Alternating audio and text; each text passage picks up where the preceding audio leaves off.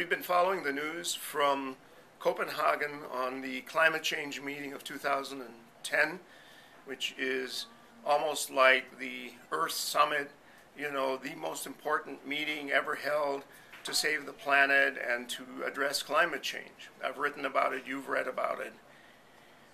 Today, as we do this interview here in the ISU bookstore in Ames, Iowa, the news coming out of Copenhagen is not very good.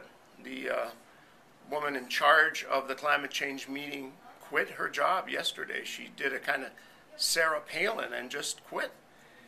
The demonstrators are getting more violent. The police has been arresting more of them. The anarchists are there.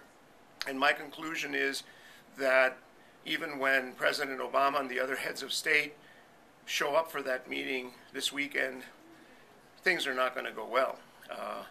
Too many different interests are at stake. The stakes are too high. There's too much disagreement over why there is global warming and climate change. So I think that meeting will be a disappointment. On the other hand, this morning on my radio show on WOI, on Iowa Public Radio, I mentioned the fact that there are some things that we are doing and could be doing more of. We could be meeting the challenge of climate change with new and very futuristic science and technology. We could be addressing global warming and pollution and rises in the temperature of the oceans and so on with very sophisticated new futuristic technologies. And human beings, in other words, could, instead of contributing somewhat to the global warming and climate change, we could be using our own skills and our abilities to address those problems and create technological solutions to them. We could develop new ways of taking global warming emissions out of the air. We could be developing new techniques for more, let's call it, energy efficient housing and other construction. We could do that very quickly. We could develop all kinds of new ways of transportation, growing food, and doing other things that are now very outdated and to some extent really pretty obsolete.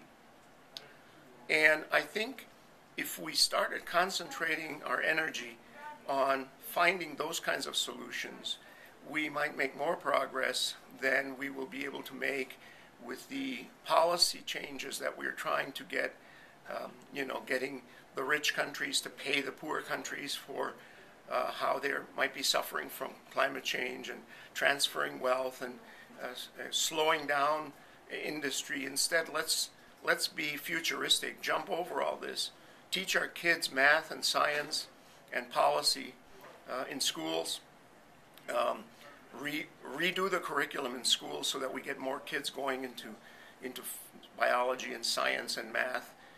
We don't have enough of them right now. And I think if we do that, we might be able to set a more positive agenda, upbeat agenda, rather than dwelling on the disaster that's looming. So that's my Christmas message, my holiday message to you is, let's look at solutions and spend a little less time talking about the dreadful problem that's out there. See you later.